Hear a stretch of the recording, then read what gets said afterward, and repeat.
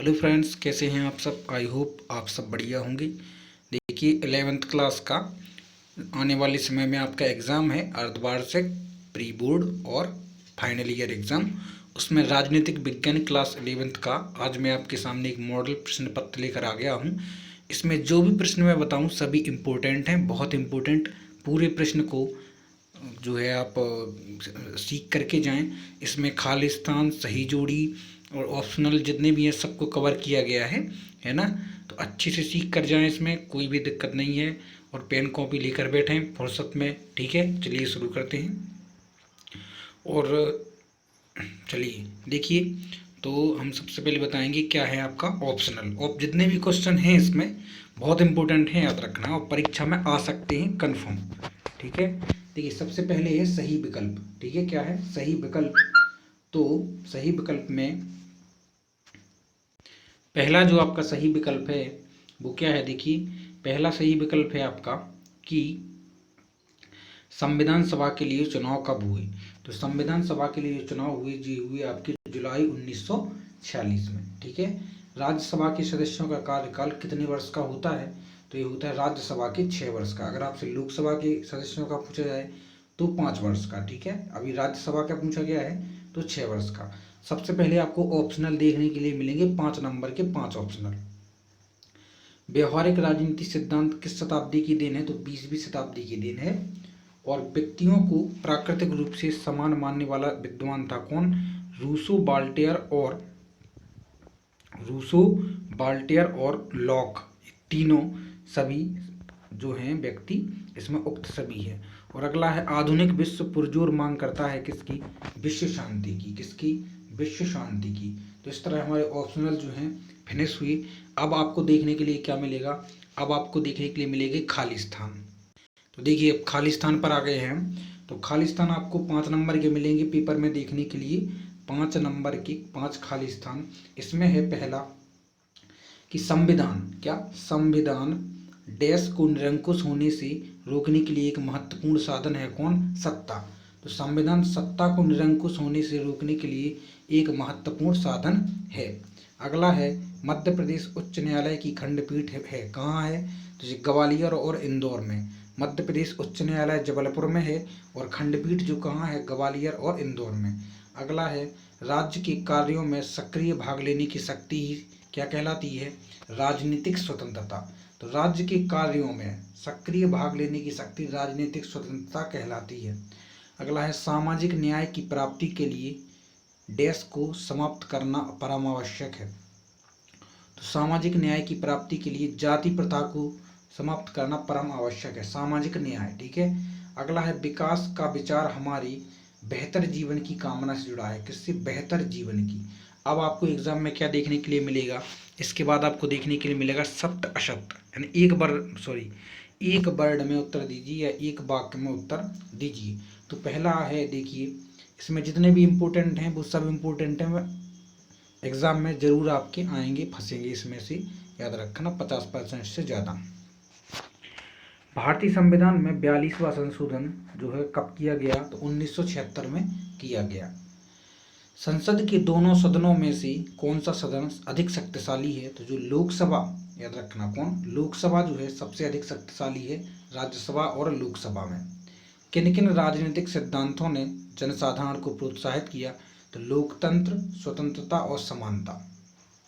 कौन कौन से राजनीतिक सिद्धांत? लोकतंत्र, स्वतंत्रता और समानता ने जनसाधारण को प्रोत्साहित किया, इनकरेज किया। कानूनी अधिकारों के समर्थक विद्वान का नाम बताइए। तो कानूनी अधिकारों के समर्थक विद्वान का नाम है बेंथम। क्या नाम है? बेंथम। अगला है अंतर्राष्ट्रीय शांति स्थापित करने का सर्वोत्तम उपाय क्या है? तो अंतर्राष्ट्रीय शांति स्थापित करने का सर्वोत्तम उपाय है राजनय अर्थात डिप्लोमेसी। क्या है? डिप्लोमेसी, है ना। अब आपको देखने के लिए मिलेंगी सही जोड़ी। तो सही जोड़ी में देखिए, सही जोड़ी में क्या है कि राष्ट्रीय मानवाधिकार आयोग अध्यक्ष जो हैं वो क्या करते हैं? कौन है? न्यायमूर्ति HL दत्तू। HL दत्तू। भारत के मुख्य न्यायाधीश तो न्यायमूर्ति शरद अरविंद बोबड़े। फ्रांसीसी क्रांति का नारा तो इसके दिया गया क्या है फ्रांसीसी क्रांति का नारा? स्वतंत्रता, समानता, भाईचारा। एक हरी नागरिकता, जो फोर्थ है आपका एक हरी नागरिकता, तो इसमें है आपका भारत। फिफ्थ है आपका सारो बीवा को फांसी, तो सारो बीवा को फांसी दी गई 1995 में। ठीक है, अब आ जाते हैं आपके 2-2 नंबर के प्रश्न। ठीक है, उसके बाद आएंगे आपके 3-3 नंबर के, फिर 5 नंबर के। अब जो भी प्रश्न मैं बताने वाला हूँ 2-2 नंबर के, 3-3 नंबर के और 5 नंबर के, इनका एक्सप्लेनेशन आपको वीडियोस में मिल जाएगा, दूसरे वीडियोस में। और जितने भी जो क्वेश्चन हैं इन सभी क्वेश्चन को आप अच्छे से सीख कर और कवर करके जाएं। याद रखना पूरा पेपर जो है कम से कम ज़्यादा से ज़्यादा पेपर जो है इसी में से आपका देखने के लिए मिलेगा आपको। तो देखिए पहला क्वेश्चन आपको मिलता है कि भारतीय संविधान को उधार का थैला क्यों कहा जाता है? भारतीय संविधान को उधार का थैला क्यों कहा जाता है? तो मैं नॉर्मल बता दूं, भारतीय संविधान को उधार का थैला इसलिए कहा जाता है क्योंकि जो भारत का संविधान है, कई देशों के संविधान के कानून को मिला मिलाकर भारत का संविधान बनाया गया, इसलिए भारत को उधार का थैला कहा जाता है, भारत के संविधान को। ठीक है, अब आप जो है किसके तरीके से जो आपकी पुस्तक है उसके तरीके से लिख कर आए। ठीक है, और आपको प्रत्येक क्वेश्चन अथवा में मिलेगा, 2 मिलेंगे, उसमें से आपको एक करना है। तो मध्य प्रदेश का मानवाधिकार सदस्य का कार्यकाल कितना होता है? तो इनका जो कार्यकाल है वो होता है 5 वर्ष। कितना होता है? 5 वर्ष का कार्यकाल होता है, या फिर 70 वर्ष की आयु, जब भी जो भी कंप्लीट कर ले वो पहली। ठीक है, अगला है संघात्मक शासन वाले 4 देश बताइए। तो संघात्मक शासन वाले जो 4 देश हैं तो इस प्रकार हैं कि देखिए इंडिया है, अमेरिका है ना, और ऑस्ट्रेलिया है। और आप जो संघात्मक शासन है जहाँ पर वो आप लिख सकते हैं आराम से, कोई दिक्कत नहीं है। ठीक है, और आगे और आपको देखने के लिए मिलेगा कि राज्य चुनाव आयुक्त का उत्तरदायित्व क्या है? तो राज्य चुनाव आयुक्त, इसमें राज्य चुनाव आयोग नहीं लिखा है, याद रखना। इसमें आयोग और आयुक्त में आपको डिफरेंस बताना है। तो राज्य चुनाव आयुक्त का उत्तरदायित्व क्या होता है? जो पंचायती राज, कौन से पंचायती राज के जो भी चुनाव होते हैं, जैसे जो पंचायत का चुनाव होता है तो राज्य चुनाव आयुक्त करवाता है, याद रखना। वो चुनाव आयुक्त तो विधानसभा लोकसभा आयोग है ना, इलेक्शन कमीशन करवाती है बड़े चुनाव, और जो पंचायत का चुनाव होता है वो राज्य चुनाव आयुक्त करवाता है, याद रखना। ठीक है, हम चलते हैं अगले प्रश्नों पर। अब देखिए 2-2 नंबर के भी प्रश्न चलेंगे, है ना। तो देखिए अब सभी प्रश्न जो है आपको अथवा में मिलेगा देखने के लिए। खंड विकास अधिकारी के कोई 2 कार्य बताइए। तो खंड विकास अधिकारी जो है पंचायतों में कोऑर्डिनेशन समन्वय रखता है, और जो जो भी कर्मचारी होती हैं उनको जो है कार्यों का आवंटन भी करता है। ठीक है, और भारत में संघीय शासन की आवश्यकता के कोई 2 उदाहरण बताइए। तो भारत में संघीय शासन की आवश्यकता के 2 उदाहरण इस प्रकार हैं कि एक तो भारत जो है भौगोलिक क्षेत्र बहुत बड़ा है, और दूसरा है कई धर्म और जाति के लोग रहते हैं, इसीलिए संघीय शासन की आवश्यकता यहाँ पड़ी। अगला है राजनीतिक सिद्धांत की कोई 2 विशेषताएं बताइए। तो राजनीतिक सिद्धांत की 2 विशेषताएं इस प्रकार हैं, स्वतंत्रता है, और स्वतंत्रता और जो है स्वतंत्रता हो गया आपका, और समानता हो गया। ठीक है, स्वतंत्रता की कोई 2 विशेषताएं बताइए। स्वतंत्रता की 2 विशेषताएं इस प्रकार हैं कि आपको जो है अभिव्यक्ति का अधिकार है ना, अभिव्यक्ति का अधिकार कि आप कुछ भी बोल सकते हैं, और सभी को समान अधिकार मिला हुआ है ना, समानता का अधिकार। तो यही स्वतंत्रता की भी 2 विशेषताएं हो जाती हैं। अगला है अधिकार का क्या अभिप्राय है। अधिकार का अभिप्राय वह कहलाता है जब किसी राज्य में राज्य के जितने भी अधिकार हैं अगर आपको दिए जाते हैं, आप पुस्तक से इनको पढ़ के जरूर जाएं, मैं तो बेसिक आपको बता रहा हूँ, है ना, कि राज्य के जितने भी अधिकार यानी मांग जो आप पर लागू होते हैं, आपको जो भी अधिकार हैं, है ना, वो सब मिले हुए हैं, तो वही अधिकार है। नागरिकता को परिभाषित कीजिए। नागरिकता क्या कहलाती है कि राज्य में जितने भी अधिकार हैं अगर वो आपको मिले हुए हैं तो वही नागरिकता की परिभाषा भी है ना। कैबिनेट मिशन योजना की कोई 3 विशेषताएं बताइए। तो कैबिनेट मिशन योजना जो है अंग्रेजों के समय में आई थी। तो कैबिनेट मिशन योजना के तहत क्या किया गया कि जो है अलग अलग क्षेत्र में जनसंख्या के आधार पर जो है राज्यों को और जो देशी रियासत थी उनको बांट दिया गया। ठीक है, ऐसा उनने किया। अगला है मानवाधिकारों के कोई 3 उद्देश्य बताइए। तो मानवाधिकारों के कोई 3 उद्देश्य इस प्रकार हैं कि सभी को समान अधिकार प्राप्त हों, मानव का विकास हो, समूचे विश्व का कल्याण हो, विश्व शांति हो, है ना। तो इस प्रकार से हम उनके बता सकते हैं। अगले हैं कि 52 यानी 52वें संवैधानिक संशोधन के कोई 3 प्रावधान बताइए। 52वें संवैधानिक संशोधन किससे रिलेटेड है? ये आपका चुनाव में जो चुनाव लड़ते हैं जो प्रत्याशी, जो दल बदल कर लेते हैं ना, दल बदल, जैसे कोई किसी पार्टी का चुनाव लड़ा फिर उसको छोड़कर दूसरी पार्टी में चला गया, तो उससे रिलेटेड है, आप देख सकते हैं। अगला है भारतीय संविधान की कोई 3 महत्वपूर्ण उपलब्धियां। तो भारतीय संविधान की 3 उपलब्धियां क्या हैं? भारतीय संविधान ने क्या क्या मतलब जो है उपलब्धियां क्या क्या प्राप्त किया है, ठीक है, ये आपको बताना है।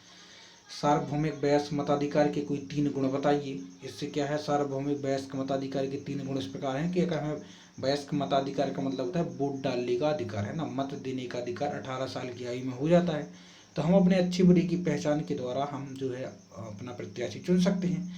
एक तो गुण ये हो गया, और फिर आप अपना देख लें अपने हिसाब से, बुक में से जितने भी क्वेश्चन है सब इम्पोर्टेंट है, याद रखना।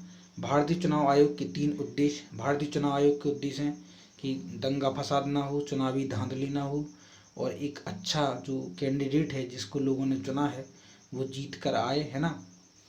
अगला है परंपरागत तथा आधुनिक राजनीतिक सिद्धांतों के बीच मुख्य अंतर बताइए। परंपरागत और आधुनिक, आप समझिए, परंपरागत मतलब ट्रेडिशनल और आधुनिक मतलब मॉडर्न है। ट्रेडिशनल मतलब बहुत पुराना रीति रिवाज से चला रहा है, और मॉडर्न मतलब आज का, है ना, नया। अगला है स्वतंत्रता के महत्व को बताइए। भैया स्वतंत्रता का तो बहुत महत्व है ना, स्वतंत्र हैं हम आज आप लोग, तभी तो हम अपनी जो है रह रहे हैं, जीवन जी रहे हैं। बिना स्वतंत्रता के तो कुछ नहीं होने वाला, ठीक है। और देखिए आगे, और आपको देखने के लिए मिलेंगे प्रश्न इस प्रकार से। अब 3 नंबर का प्रश्न है कि मार्क्सवादी राष्ट्रवाद के प्रमुख लक्षण बताइए, या फिर धर्मनिरपेक्षता के मार्ग में कोई 3 बाधाएं बताइए। धर्मनिरपेक्षता क्या होता है? सभी धर्मों को बराबर समानता का अधिकार मिले हों, सभी धर्मों को, किसी भी एक धर्म को बढ़ावा ना दिया जाए, वो होती है धर्मनिरपेक्षता। और भारत एक धर्मनिरपेक्ष देश है ना। अगला है 4 नंबर का प्रश्न भी आएगा कि भारतीय संविधान सभा का निर्माण किस प्रकार हुआ। भारतीय संविधान सभा का निर्माण किस प्रकार हुआ? तो भारतीय संविधान सभा में बहुत जो है क्या थे, सदस्य थे उनके, है ना, और प्रत्येक प्रांत से कुछ लोगों को चुना गया, जो कई लोगों का एक चेहरा था, मुख्य नेता, उनको चुना गया इस प्रकार से। और संपत्ति के अधिकार को मौलिक अधिकार से क्यों हटा दिया गया, ये भी एक क्वेश्चन है इसमें आपको देखने की। इन सबको आप तैयार करके जाना है, याद रखना। और जो भी आपको क्वेश्चन आपकी पुस्तक में या किसी भी नहीं मिलता है आपको किसी माध्यम से, तो आप कमेंट बॉक्स में मुझे बता सकते हैं। संसद की 4 शक्तियाँ बताइए। संसद की 4 शक्तियाँ। उच्चतम न्यायालय की किन्हीं 4 प्रबंधकीय शक्तियों का उल्लेख कीजिए। उच्चतम न्यायालय की किन्हीं 4 प्रबंधकीय शक्तियों का।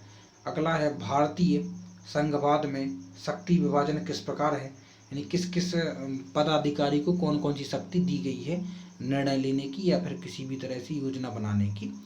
अगला है अथवा में स्थानीय स्वशासन से आप क्या समझते हैं, इसका वास्तविक उद्देश्य बताइए। स्थानीय स्वशासन, जैसे कि पता है आपको, छोटे छोटे गांव हैं उनमें भी एक सरपंच होता है, तो वो अपने स्थान का जो है शासन करता है, वहाँ का अच्छा बुरा संभालता है, तो इसी प्रकार से इसको स्थानीय स्वशासन कहते हैं। इसका वास्तविक उद्देश्य क्या है, तो आपको ये बताना है। कोई 4 प्रमुख नागरिक अधिकार लिखिए, है ना, ये तो बहुत जी है। 4 प्रमुख नागरिक अधिकार। और अल्पवयस्क तथा वयस्क नागरिकता से आप क्या समझते हैं। अगला है राज्य समाज में किस प्रकार शांति स्थापित करता है। राज्य, है ना, स्टेट, समाज में किस प्रकार शांति स्थापित करता है। और अथवा में है कि न्यायपूर्ण एवं टिकाऊ विकास प्राप्त करने की प्रमुख विधियां अर्थात तरीकों को बताइए। न्यायपूर्ण एवं टिकाऊ विकास प्राप्त करने की विधियां बताइए, है ना। और अगला 20वां आपको देखने के लिए मिलेगा कि प्रत्यक्ष निर्वाचन प्रणाली के कोई 5 गुण बताइए। प्रत्यक्ष निर्वाचन प्रणाली। और प्रधानमंत्री के अधिकारों एवं शक्तियों को समझाकर लिखिए। देखिए अगला है 21वां कि समानता एवं स्वतंत्रता एक दूसरे के पूरक हैं, स्पष्ट कीजिए। समानता एवं स्वतंत्रता एक दूसरे के पूरक हैं, स्पष्ट कीजिए। और भारत में अथवा में है इसके कि भारत में सामाजिक न्याय की स्थापना हेतु कौन कौन से संवैधानिक प्रयास किए गए हैं। अगला है कि राष्ट्रवाद पर रविंद्रनाथ टैगोर की समालोचना की विवेचना कीजिए। और धर्मनिरपेक्ष राज्य की स्थापना की अनिवार्य शर्तों का वर्णन कीजिए। आई होप गाइस कि आपको समझ में जरूर आया होगा। वीडियो को लाइक और चैनल सब्सक्राइब जरूर करें। मिलते हैं अगले वीडियो में। Take care, bye bye.